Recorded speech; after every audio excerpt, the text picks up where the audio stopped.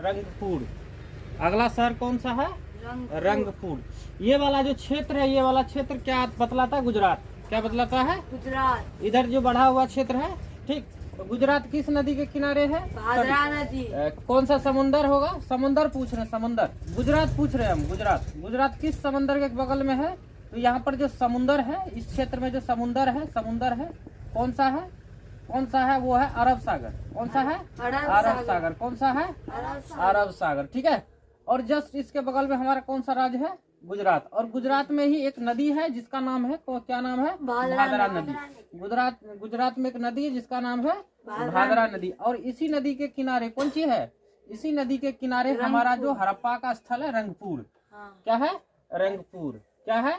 रंगपुर। फिर से ध्यान देना, रंगपुर किस नदी के किनारे है? भादरा नदी के किनारे। कौन सा राज्य है? कौन सा राज्य है? भारत का कौन सा राज्य होगा? तो कौन सा राज्य होगा? भारत का कौन सा राज्य होगा? यहाँ तो लिखे है गुजरात। कौन सा राज्य होगा?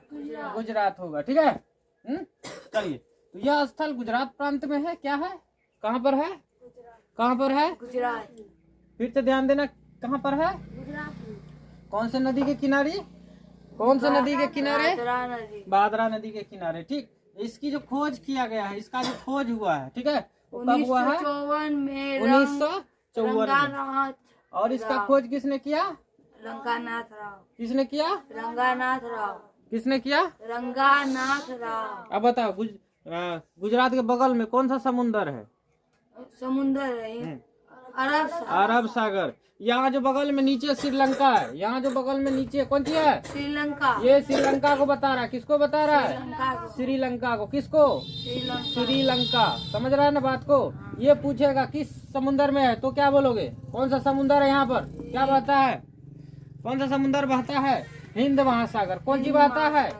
हिंद महासागर। कौन सी बनता है? हिंद महासागर। समझ गया बात को? बुझ गया? तो यहाँ बहता है हिंद महासागर, ठीक, उसी में है, ठीक है ना। रावण था तो ये जो पुल वुल वाला बात था, तो कहाँ पहुँचा था? श्रीलंका। उसी को बोलते हैं लंका।